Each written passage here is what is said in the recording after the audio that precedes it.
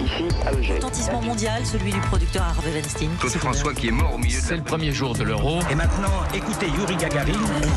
C'est l'une de nos informations dominantes de la journée. On vous en parle depuis ce matin. Il y a 30 ans se produisait la catastrophe de Furiani en Corse. Le 5 mai 1992, une tribune s'effondre dans le stade. L'occasion, dans le Jourou, de revivre cet événement aux traces vertes des archives d'Europe 1. Bonjour Laure d'Autriche. Bonjour Pierre, bonjour à tous. Alors la tribune s'effondre juste avant un match de Coupe de France entre Bastia et Marseille. Oui, les spectateurs sont dans le stade comble. Une tribune supplémentaire métallique a été installée spécialement dans laquelle 10 000 personnes battent des pieds à l'unisson. La tribune se met à vibrer puis s'effondre. La tribune supplémentaire s'effondre comme un château de cartes, entraînant dans un affreux plongeon des centaines de spectateurs. Il y a des cris, un brouhaha, des centaines de personnes sont écrasées par la structure métallique. La catastrophe fera 19 morts et près de 2400 blessés. Quelques minutes plus tard, un témoin raconte sur Europe 1. La tribune a lâché d'un coup. Vous avez ressenti quelque chose avant ?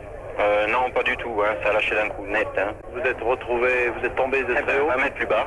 20 mètres plus bas, j'ai attrapé mon gamin et puis ma femme a été blessée. Pression trop forte, défaut du système, installation défectueuse. L'enquête doit alors le déterminer. Alors pour l'heure, les secours arrivent et tous les hôpitaux à l'époque de la région commencent à être saturés. Oui, partout, à même le sol, des brancards, des perfusions, des traces de sang. Le lendemain matin, devant les magasins corses, apparaît la pancarte « Fermée pour cause de décès ». C'est toute l'île qui porte le deuil, raconte le journaliste Frédéric Elbert sur place pour Europe 1. À Bastia, par exemple, il n'est pas une boutique ou un café où l'on ne connaisse une victime de la tragédie. Et la ville qui chérissait tant son club de football souffre aujourd'hui à l'unisson. La colère est aussi là. Christian Roda, journaliste d'Europe 1, fait partie des blessés. Je peux vous dire qu'on avait tous peur. L'ambiance était chaude dans ce stade de Furiani.